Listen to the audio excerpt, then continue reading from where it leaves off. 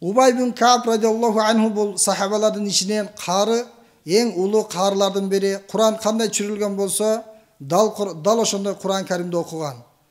Пайгамбар алейхиссалам бир жолу ага суроо берип, Убай сен билесиңби, Куранда эң улуу аят кайсыл деп суроо бергенде, Убай бин Кааб радиаллаху анху ал аятул курси деп жооп берген. Ошондо пайгамбар алейхиссалам мубарак колун анын көкүрөгүнө коюп туруп, сен алган илим берекелүү болсун, куттуу болсун деп пайгамбарыбыз ал инсанга дубасын берген. Ошол Убай бин Кааб улуу сахаба, ошол сахаба айтып жатат, менин бир курмаларды чогултуп сактай турган кампам бар эле. Вакана ятааху ахадуху. Убай бин Кааб радиаллаху анху барып карап турат экен. Ошол курмалар өзүнүн жайындабы, бузулбай жатабы, азайбай жатабы деп карап турат. Күндөрдүн биринде барса, баягы курмасы азайып калыптыр. Фахарасаху зата лайлат файда хуа бидабатин шибхил гуламил мухталим. Ошентип курманын ким алгандыгы белгисиз болуп таң атканга чейин бир түнү Убай бин Кааб радиаллаху анху уйкусуз түндү өткөрөт. Түнү менен аңдып чыгат. Караса бир жаныбар пайда болот.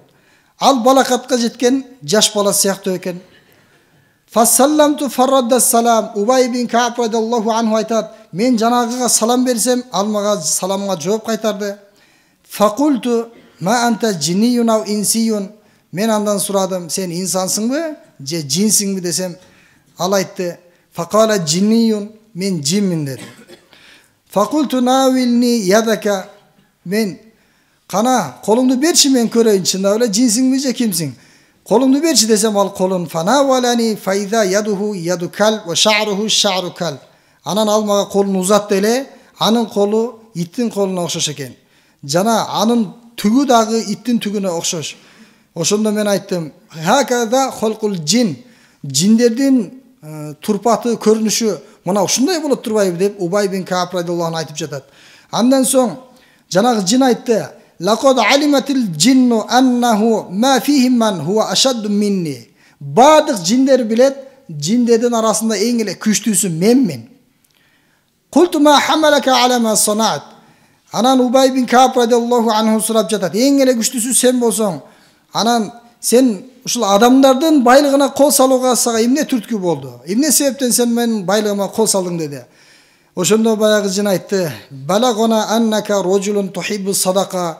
Биз кабар алдык, сенин өтө садаканы жакшы көрөт экендигиңди билдик.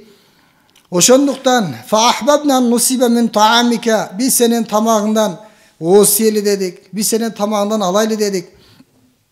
Деп жанагы жин айтат. Култу фамаллади южируна минкум.